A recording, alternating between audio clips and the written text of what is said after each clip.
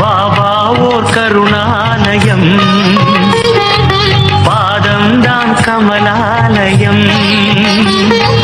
பாபா ஓர் கருணாலயம், பாதம்தான் கமலாலயம். சாய் அப்பா உறவுகள் அனைவருக்கும் வணக்கம். சாய் அப்பா மேல நம்பிக்கை வைத்து அவரை நினைத்து கொண்டு இருக்கும் உங்கள் அனைவரின் வேண்டுதலையும் சாய் அப்பா நிறைவேற்றுவார். நல்லதையே நினைப்போம், நல்லதே நடக்கும் என்றும் சாய் அப்பாவின் அருள் உங்களுக்கு இருக்கும். நம் மனதிற்கு இதமான சாய் அப்பாவின் இன்றைய அருள்மொழியை கேட்போமா? அன்பு குழந்தையே, உன் கவலைகள் தீரும் காலம் வந்துவிட்டது. இனி நீ கலங்க வேண்டிய அவசியம் கிடையாது. தன்னம்பிக்கையும் உழைப்பும் கொண்ட உன்னை இனி வீழ்த்த யாராலும் முடியாது. மிகப்பெரிய அதிர்ஷ்டம் தேடி வரும் நாள் இது. நாளை ஒரு நல்ல செய்தியை கேட்பாய். உன் வாழ்க்கையே இனி சீரும் சிறப்புமாக இருக்கும். போராட்டமே வாழ்க்கை என இருந்த நீ இனி சந்தோஷத்தை ஒவ்வொரு நொடியும் அனுபவிப்பாய்.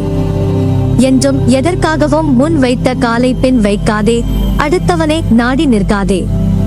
உனது குறைகளை மற்றவர்களிடத்தில் பகிர்ந்து கொள்ளாதே.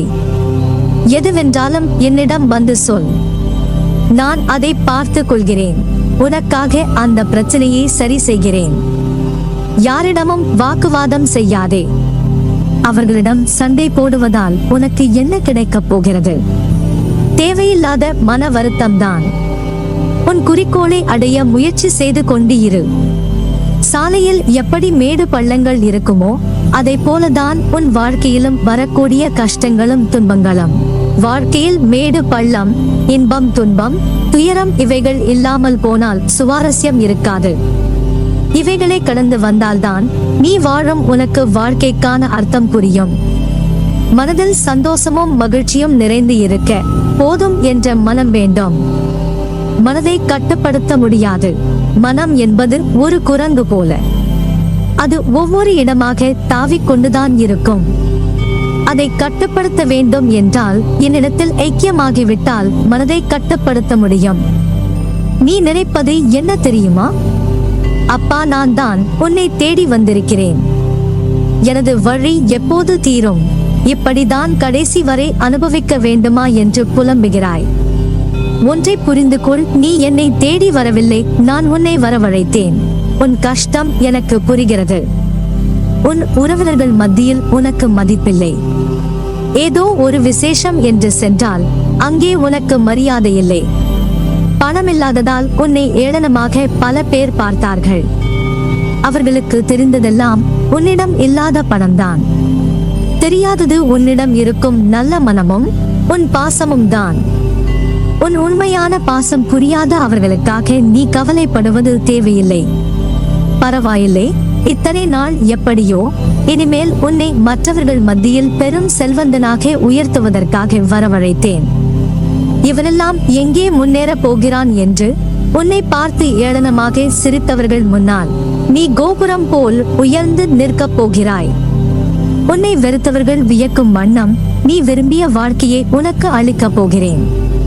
பெயர், புகழ், செல்வாக்கு, அந்தஸ்து, லட்சியம் இவை அனைத்திலும் வெற்றி பெறப் போகிறாய்.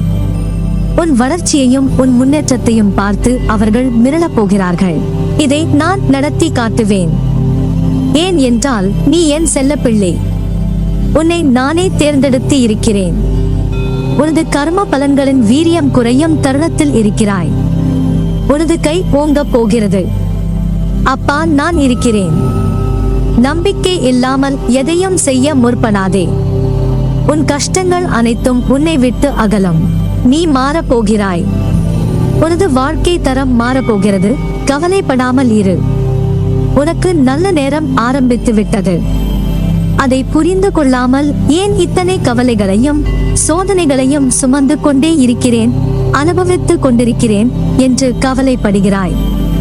உன்னை நான் நன்றாக அறிவேன். நீ எதற்கும் பயப்படாதே. உன் நிலையை நான் அறிவேன். இப்போது உள்ள நிலைக்கு ஏற்றவாறு நீ நடந்து கொள். பிறகு என்ன தேவை என்பதை பிறகு பார்த்து கொள்ளலாம். முதலில் சூழ்நிலைகளை புரிந்து கொள். அதற்கு ஏற்றவாறு நடந்து கொள். என்றைக்குமே எனக்கு நீ குழந்தைதான். ஆனால் உன் வாழ்க்கையிலும் நீ குழந்தைத்தனமாகவும் இப்படி இருக்கிறாயே. யார் என்ன சொன்னாலும் அதை நம்பி தேவையில்லாத பிரச்சனையில் மாட்டிக்கொள்கிறாய். உன் அப்பாவித்தனத்தை அவர்கள் பயன்படுத்திக் கொள்கிறார்கள். கொஞ்சம் பொறுப்பாக நடந்து கொள். கஷ்ட நஷ்டங்களை புரிந்து கொள். அதை தெரிந்து புரிந்து நட. நீ உன் வாழ்க்கையில் உன் நடத்தையில் சற்று பொறுப்புடன் நடந்து கொள். ஒவ்வொரு வார்த்தையையும் கவனித்து பேசு. ஒவ்வொரு நொடியையும் கவனித்து செயல்படு. ஒவ்வொரு ரூபாயையும் கவனித்து செலவு செய்.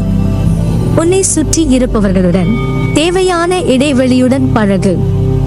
உனக்கான நல்ல நேரம் வந்துவிட்டது. அதனால் தான் நல்ல வார்த்தையை நீ கேட்கிறாய். தெரிந்தே அவர்கள் செய்யும் பாவத்திற்கு உண்டான தண்டனை அவர்களுக்கு கண்டிப்பாக கிடைக்கும். ஒன்றும் தெரியாத அப்பாவிகளை ஏமாற்றி அவர்களை பிரச்சனையில் மாட்டிவிடும் நபர்களுக்கு கண்டிப்பாக தண்டனை உண்டு.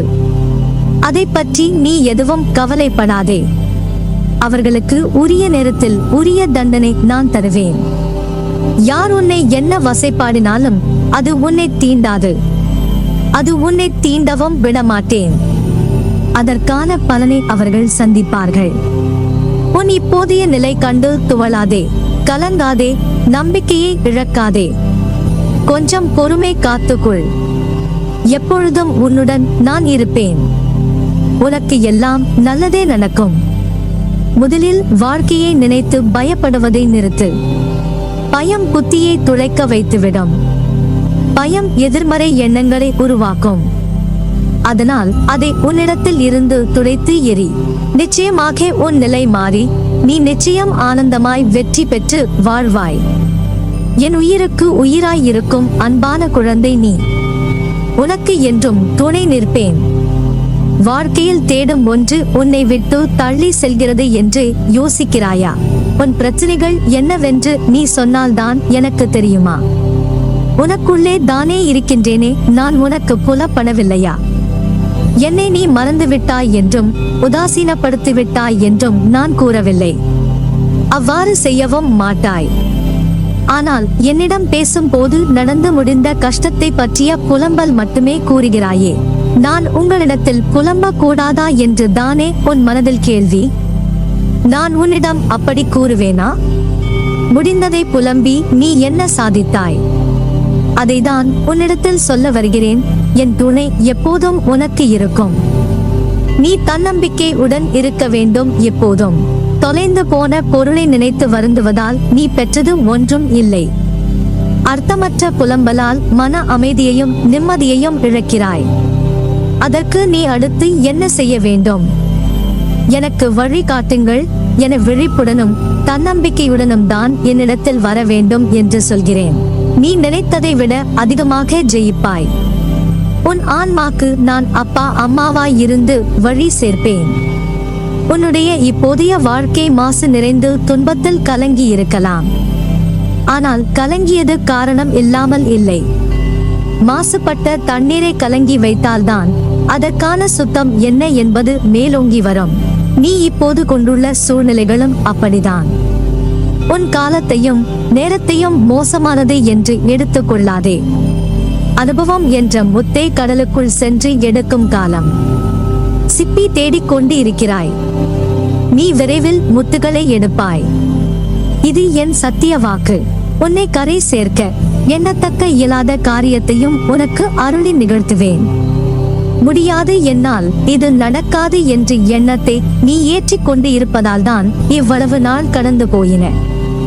இன்று அதனை உடைத்து என்னால் இது முடியும், இது சாயப்பா கடமை என்று உங்களிடத்தில் விட்டுவிட்டேன். அதன் விளைவுகளை நீங்கள் பார்த்து கொள்ளுங்கள் என்று தீர்க்கமான எண்ணத்தை கொண்ட உன் மனதிற்கு உன்னை கோபுர உச்சியில் உட்கார வைக்க போகிறேன். என்றும் உனக்கான உலகமாய் உன் சாய்தேவாய் இருப்பேன். அப்பா நான் இருக்கிறேன் நிழலாக என்றும் உனக்காக நீ செல்லும் இடமெல்லாம்